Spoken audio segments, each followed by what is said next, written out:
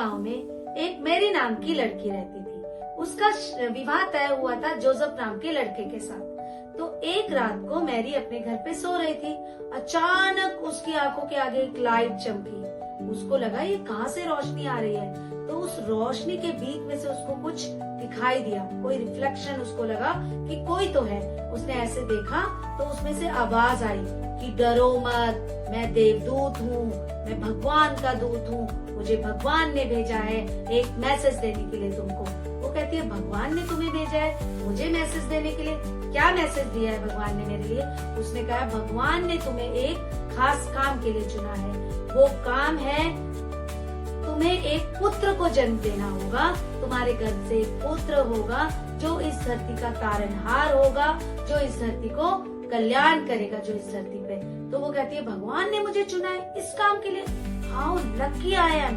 लेकिन मेरे तो शादी नहीं हुई, मेरा बच्चा कैसे होगा, कैसे मैं पुत्र को जन्म दूंगी? तो फिर भी उसने बोला भगवान ने अगर मुझे इस काम के लिए चुना है तो मैं इस काम के लिए तैयार हूँ। तो वो कुछ भी नई प्रश्न, आगे कोई क्वेश्चन नहीं किया उसने, वो सो जाती है। फिर वो नेक्स्ट डे जोसेफ को मिलती है और जोसेफ को बताती है मेरे सपने में रात को देवदूत आए और देवदूत ने ऐसा ऐसा बोला। तो फिर उसने बोला, जोसेफ ने बोला मरियम को कि कोई बात नहीं, हम लोग शादी कर लेते हैं। तो उन दोनों ने जल्दी से शादी कर ली। फिर वो प्रेग्नेंट हो गई। उतने में जो नाजरत के सम्राट थे, वहाँ के राजा थे, उन्होंने वहाँ पे ऑर्डर किया कि यहाँ पर हम जनगणना करने वाले हैं। तो जनगणना के बारे में जब उन्हें पता लगा तो उन दोनों ने डिसाइड किया कि हम लोग जाएंगे बेथलेहम। तो वो बेथलेहम के लिए निकलने लगते हैं और वो होती है प्रेग्नेंट। और प्रेगनेंसी में उसके ऊपर भी बर्डन है जोसेफ के ऊपर कि वो उसको कैरी करके लेके जाएगा, दोनों साथ में जाएंगे। रास्ते में इतने सारे ऑब्स्टैकल्स होंगे, कैसे कैसे वो लोग जाएंगे। फिर भी वो दोनों निकले और उसको वो बहुत परेशान, दर्द में होती है।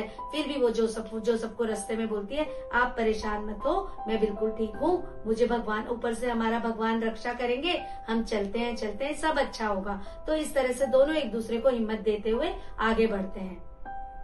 आगे बढ़ते बढ़ते वो बेथलेहम पहुंचते हैं। उन्होंने वहां पे रात हो जाती है, अंधेरा हो जाता है। तो फिर वो सोचता है मेरी पत्नी का पेन भी बढ़ रहा है। तो फिर वो क्या करते हैं, जगह जगह पे हेल्प मांगते हैं, लोगों के डोर नॉक करते हैं, डोर ओपन करते हैं लोग, लेकिन कहीं से उनको हेल्प नहीं मिलती है। तो उनको कहीं हेल्प नहीं मिलती है, कहीं पे जगह नहीं होती है कि वो लोग, फिर भी वो चलते जाते हैं जहाँ पर वो अपना बेबी को जन्म दे सके। ऐसी कोई उनको पॉसिबिलिटीज नहीं मिलती है, कोई जगह नहीं मिलती है। तो उसके लिए क्या करते हैं, अचानक उनको एक स्टेबल मिलता है, अस्तबल मिलता है वहां पर। फिर वो चलते हैं। फिर भी उन्होंने एक उम्मीद, भगवान के ऊपर विश्वास रखते हुए उस जगह पे उसका जो हस्बैंड होता है जोसेफ, वो वहां पे स्ट्रॉ लेके आता है, सूखी घास को वहां पर बिछाता है और उसने वहां पे अपनी वाइफ को लिटा दिया।